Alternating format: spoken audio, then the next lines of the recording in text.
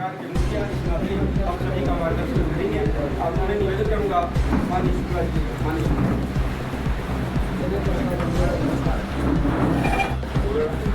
हमारे साथ भारतीय जनता पार्टी के जिलाध्यक्ष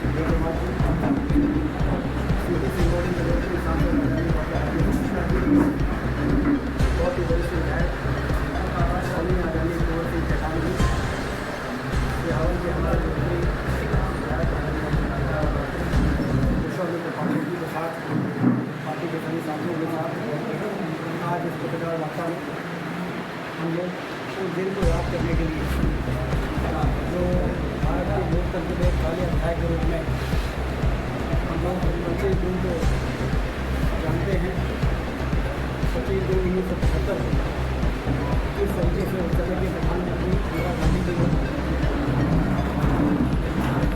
अदालत के फैसले के खिलाफ आमतौर पर अदालत का फैसला आता है तो हम लोग उसको स्वीकार कर रहे हैं। हमारे संविधान में इसकी व्यवस्था है, विधायिका, कार्यपालिका, न्यायपालिका और पत्रकारिता, ये 4 स्तंभ हैं लोकतंत्र के। और ये लोकतंत्र आसानी से हमको नहीं मिला था। लंबे समय की बर्बादी के बाद पहले मुगलों ने, बाद में अंग्रेजों ने हमारे देश में राज किया और फिर लंबे संघर्ष के बाद लगभग 700 वर्ष के संघर्ष के बाद लोकतंत्र की स्थापना हुई।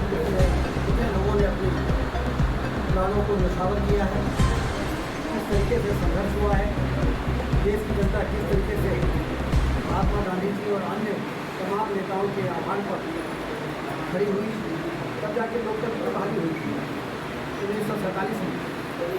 कभी किसी ने सोचा नहीं होगा कि देश में स्वतंत्रता की लड़ाई के बाद हमें लोकतंत्र को बचाने की लड़ाई है। उनको चुनाव में गलत तरीके से सरकारी प्रसिद्धि का दुरुपयोग किया गया था। राज नारायण जी ने याचिका लगाई थी। उस याचिका में इतने ठोस प्रमाण मिले कि न सिर्फ उस चुनाव को रद्द किया बल्कि 6 वर्षों तक इंदिरा गांधी चुनाव नहीं लड़ सकती, इसका निर्णय हाईकोर्ट ने लिया। उस निर्णय को स्वीकार करने के बजाय 15 दिन के बाद 11 जून को वो निर्णय हुआ और 25 जून के बाद रात के अंधेरे में आंतरिक संकट का हवाला देते हुए और इमरजेंसी लगाने का काम उस समय जब हुआ तो 1 लाख के करीब लोगों को जेलों में बंद किया है। अटल बिहारी वाजपेयी जी से लेकर जयप्रकाश नारायण जी से लेकर तमाम उस समय के जितने दिग्गज नेता थे पूरे देश को जेल में तब्दील किया। पत्रकारों को भी छापने की पाबंदी थी, कई पत्रकार बंधु भी जेल में घुस दिए गए और न कोई वकील कर सकता, न कोई दलील दे सकता, न कोई अपील कर सकता। न वकील, न दलील, न वकील, इस तरह का माहौल पीछे से अम्बेडकर जी का हवाला देते हैं। एक नकली भूमिका से इस भरोसे पर कि जनता की आदत उन्हें कमजोर होती है और इसे जनता सब भूल चुकी है। उनके अन्याय को, उनके क्रियाकलापों को, उनकी भूमिका को। और एक व्यक्ति भारतीय जनता पार्टी कहती है सबसे पहले देश है, फिर पार्टी है, उसके बाद व्यक्ति है। क्योंकि कांग्रेस पार्टी कहती थी इंदिरा इज इंडिया और इंडिया इज इंदिरा, मतलब वो व्यक्ति उनके लिए पहले था, उसके बाद उनकी पार्टी थी और उसके बाद देश था। लेकिन भारतीय जनता पार्टी के साथ जुड़ता है कि पहले देश है, फिर पार्टी है, फिर व्यक्ति है। और इसलिए इन्होंने संविधान को जिस तरीके से कमजोर करने का काम किया, 75 बार संविधान के संशोधन किए, 90 बार इन्होंने धारा 356 का दुरुपयोग किया। दोनों ही सरकारों को इन्होंने एक झटके में गिराने में संकोच नहीं किया। आज आप देखिए पश्चिम बंगाल में कितनी अराजकता है। तमाम तरह के प्रयास प्रधानमंत्री मोदी जी ने किया कि वहाँ पर लोकतांत्रिक तरीके से सरकार बदल जाए, वहाँ पर सुशासन की स्थापना हो जाए, जो डंडे के दम पर वोट देने की जो परंपरा है वो समाप्त हो जाए। जो NRC को लागू किया जाए, जिससे कि बांग्लादेश के घुसपैठिए वहाँ पर आकर जो लोकतंत्र को प्रभावित कर रहे हैं उन पर उनको घुसपैठियों को बाहर किया जाए। लेकिन सारा काम उन्होंने लोकतंत्र को दांव पे लगाकर नहीं किया। वो चाहते तो धारा 356 का उपयोग वो भी कर सकते थे। देश में पश्चिम बंगाल धारा 356 का उपयोग करने के लिए एक आदर्श राज्य, लेकिन प्रधानमंत्री नरेंद्र मोदी जी ने ऐसा तो नहीं किया। लेकिन कांग्रेस पार्टी ने कितनी बार की, 90 बार चुनी हुई सरकार को गिराने का काम उन्होंने किया है। और इसलिए ये 25 जून 1975 को तो उन्होंने गजब भी कर लिया था। और लेकिन उसके बाद नैतिक मूल्यों की राजनीति करने वाले लोगों को फिर से जब इमरजेंसी समाप्त हुई, जयप्रकाश नारायण जी के नेतृत्व में देश में फिर से एक आह्वान शुरू किया। अटल बिहारी वाजपेयी जी ने कहा था कि नैतिक मूल्यों की राजनीति करने वाले लोग हमारे साथ जुड़ जाएंगे, क्योंकि देश में राजनीति का विश्वास का संकट खड़ा हो गया। संविधान खतरे में पड़ गया। यदि संविधान खतरे में पड़ेगा तो भारत फिर से गुलाम हो जाएगा। हमारी सबसे बड़ी ताकत है हमारा लोकतंत्र को कमजोर करने वाले लोग इस बात को नहीं समझ रहे हैं कि इसके कितने गंभीर परिणाम हो सकते हैं। विदेशी शक्तियाँ, दुश्मन देश फिर से हमारे ऊपर आक्रमण करके हम तो अपने गुलामी में ले सकते हैं। इसलिए लोकतंत्र को दांव पर नहीं लगना चाहिए।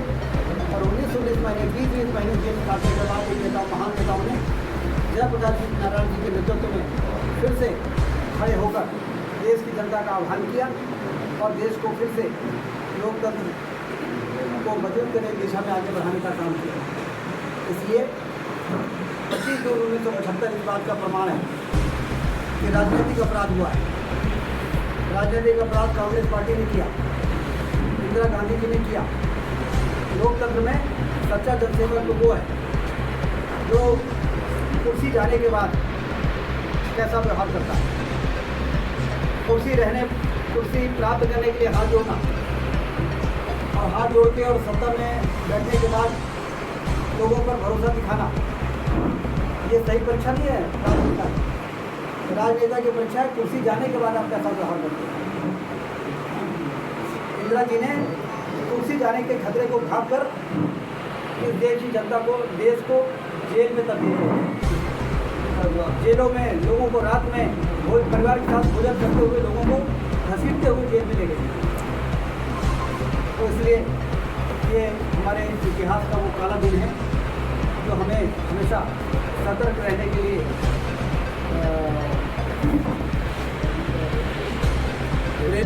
कि हम सतर्क रहें, सजग रहें।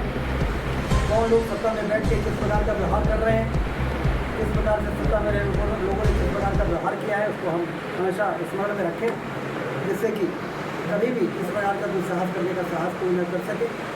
और इसलिए आज भारतीय जनता पार्टी पूरे देश में भारत के इतिहास के काले अध्याय के रूप में आज के दिन को आयोजित कर रही है। हर जगह हमारे सभी प्रमुख लोग जा रहे हैं, वहाँ पर हम किस तरीके से संविधान की धज्जियाँ उड़ाई गई हैं उस पर चर्चा कर रहे हैं। और आज मोदी जी के नेतृत्व में किस तरीके से हम संविधान को मजबूत कर रहे हैं, संविधान का हम कैसे सदुपयोग कर रहे हैं। धारा 370 को हटाना, NRC लागू करना, नागरिकता संशोधन कानून लागू करना, 35A को समाप्त करना, 3 तलाक जैसे विषय को समाप्त करना, ये संविधान का सदुपयोग है। और कांग्रेस ने संविधान का दुरुपयोग क्या किया कि सुप्रीम कोर्ट से शाहबानो प्रकरण में जो निर्णय हो गया उसको संसद में लाकर और उन्होंने उसको पलटने का कारण है। सुप्रीम कोर्ट का आदेश हुआ, आज भव्य राम का मंदिर इंदौर अयोध्या में बन के तैयार हो गया है।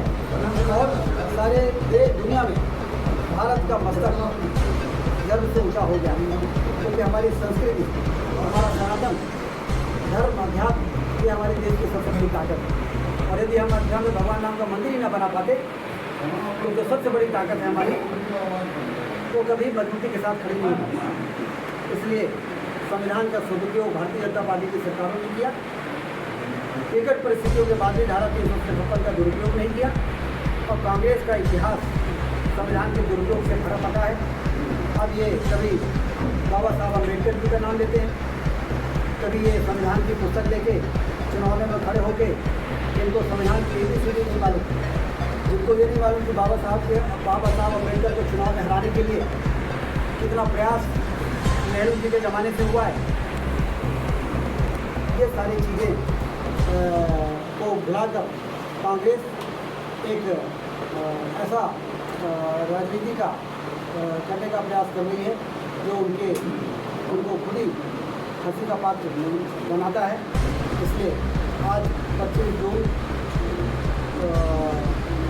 2025 जब उस काले अध्याय के 50 वर्ष पूरे हो गए हैं, आपातकाल के 50 वर्ष, इसमें हम उसको याद करके और आने वाले दिनों में इस प्रकार के खेल कभी किसी के द्वारा न हो।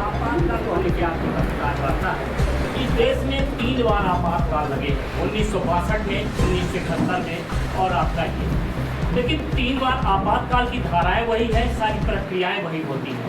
आप उन 2 आपातकाल को छोड़कर सिर्फ इसकी बात क्यों करते हैं सर? देखिए 1962 और 1971 में तो हमारी चाइना और पाकिस्तान से युद्ध हुआ था और उसमें हमारी सेना ने पूरी मजबूती के साथ विरोधी राष्ट्रों को मुंहतोड़ जवाब दिया। वो बाहरी शक्तियों के द्वारा किया गया आक्रमण था, जहाँ पर सेना ने अपने शौर्य का प्रदर्शन किया। लेकिन ये जो हमारे ही चुनी हुई सरकार के द्वारा हमारे ही नेताओं को, पत्रकारों को, जनता को, कार्यकर्ताओं को, छात्रों को जेल में पूछने का काम किया था। तो वो आपातकाल नहीं, ये आपातकाल था, वो तो हमारे शौर्य का प्रदर्शन। मेडिकल कॉलेज के लिए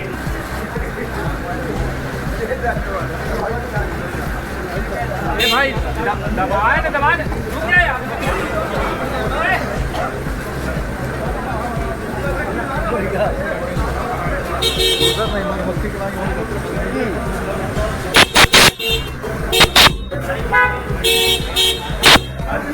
आ जाए